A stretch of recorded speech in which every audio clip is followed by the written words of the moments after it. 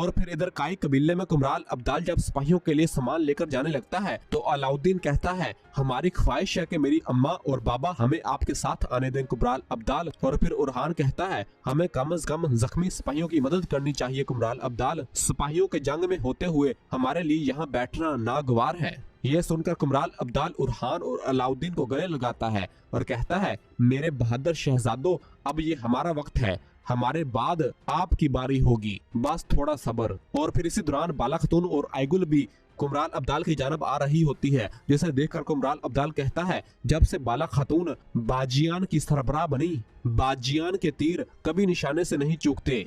और फिर दाऊद उस्ताद कहता है, बाला खातून ने शेख एदब अली साहब के पास तरबियत हासिल की और आइगुल खातून ने इनकी मदद की। और फिर बाला खातून जब कुमराल अब्दाल के पास आती है तो मलहून खातून भी वहाँ उनके पास आ जाती है। बाला आकर कहती है, अब ये आइगुल और खवातीन के पास अमानत है, सिर्फ हुनरमंद ही फतह हासिल कर सकते हैं, आपको कुव्वत मिले इंशाल्लाह। जिस पर आइगुल कहती है, इंशाल्लाह मैं सिपाहियों से बात करूंगी। और फिर मलहून कहती है, हुलाफरा कल रवाना हो जाएगी। हुलाफरा कहती, आपने मेरी हिफाजत की, मैं आपकी मशकूर हूँ। इसी दौरान बाहर से ड्रम बजने की आवाज आती है तो सब लोग हैरानगी से बाहर की जानब देखते हैं तो एक घोड़ा गाड़ी के ऊपर एक खातून एक छोटी बच्ची को लेकर आ रही होती है। हुलाफरा जब उस गाड़ी को देखती है तो बहुत परेशान लग रही होती है। उरहान भी हुलाफरा की जानब देखता है। हुलाफरा ने अपने हार को पकड़ा होता है। हुलाफरा कहती है, ये मेरी माँ का हार था। उरहान कहता, ये खूबसूरत है। और फिर हुलाफरा अंदर खेमे की जानब रवाना हो जाती है। और फिर वो गाड़ी जब थोड़ा पास आती है तो मलहून खातून देखती है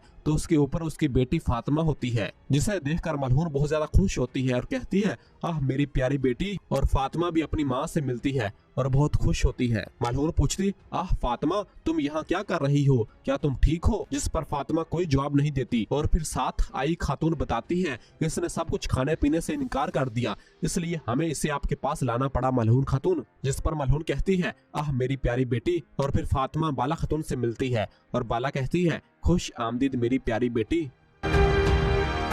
हुलाफरा को लेने आए सिपाही छुपते छुपाते उस खेमे के अंदर दाखिल होते हैं, जिसके अंदर जंग पर सिपाहियों को भेजने के लिए रोटियां बनी पड़ी होती हैं। वो सिपाही उन रोटियों पर और जो सामान सिपाहियों के लिए भेजा जाना होता है उसके ऊपर जहर डाल देते हैं। और फिर एक सिपाही कहता है, जब तुम इसको खाओगे तो तुम्हारा इस्तकबाल एक अजियतनाक मौत करेगी, तुम अंधेरे में फंस जाओगे। और फिर बाहर से एक सिपाही आकर बताता है कि जल्दी करो, कोई आ रहा है। और फिर तमाम सिपाही वहाँ से निकलकर भाग जाते हैं। इतने में ही पीछे से मलहून खातून और सैलवे खातून उस खेमे के अंदर दाखिल होती हैं। मलहून कहती है, कभी कभी मुझे फातिमा पर गुस्सा आता है, लेकिन मैं अपनी बेटी के आने पर खुश हूँ। जिस पर सैलवे कहती है, मैं जानती हूँ बहन, बेटी की मोहब्बत कुछ और ही होती है, अल्लाह का शुक्र है कि आप इससे मिली। मैं उस्मान साहब और बारकुन की सही सलामत वापसी चाहती हूँ। जिस पर मलहून कहती है, वो जरूर आएंगे, तुम फिक्र न करो बहन। सैलवे कहती, इंशाल्लाह बहन। और फिर मलहून अलाजा से कहती है, आपने इतने महदूद वक्त में बहुत अच्छा काम किया अलाजा। और फिर सिपाहियों से कहती है, चलो सिपाहियों,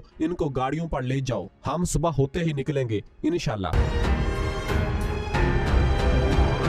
और फिर दूसरी जानब एनागोल किले में मुसलसल पथराव जारी होता है और उसके गिरजाघर में बहुत से लोग उसकी वजह से डर रहे होते हैं। जिस पर पादरी कहता है, मैंने कहा था कि जंगों में कोई फातेह नहीं होता, यहाँ हमने हारना शुरू कर दिया है, वो हमलावर हुए और हम मरते जा रहे हैं। ये जंग शुरू करना बहुत बड़ी गलती थी और बदकिस्मती से ये तकफुर निकोला था जिसने ये गलती की। इसने ये जंग शुरू की और इसने हमें भी आग में फेंक दिया, चाहे वो ऐसा चाहता था या नहीं। और फिर उनमें से एक आदमी पूछता है, क्या आप तुर्कों का दफा कर रहे हैं? पादरी परस्तु, तुम क्या कह रहे हो? जिस पर पादरी कहता है, बिलाशबा मैं तुर्कों का दफा नहीं कर रहा, लेकिन मेरे भाइयों तकफुर निकोला ने इस जंग पर इसरार किया और देखो हम अब क्या कर रहे हैं। अगर हम दुश्मन से लड़ने की ताकत नहीं रखते तो हमें अपने हथियार गले लगाने के लिए इस्तेमाल करने चाहिए, जंग के लिए नहीं। मैं जानता हूं कि जब हम तुर्कों से दोस्ताना राब्ता करेंगे तो वो भी हमसे दोस्ताना राब्ता करेंगे। इनकी नीयत हमें तबाह करने की नहीं है। तकफुर निकोला ने ये जंग शुरू की थी, इसे अकेले ही इसके नताइज भुगतना होंगे। हम लड़ेंगे नहीं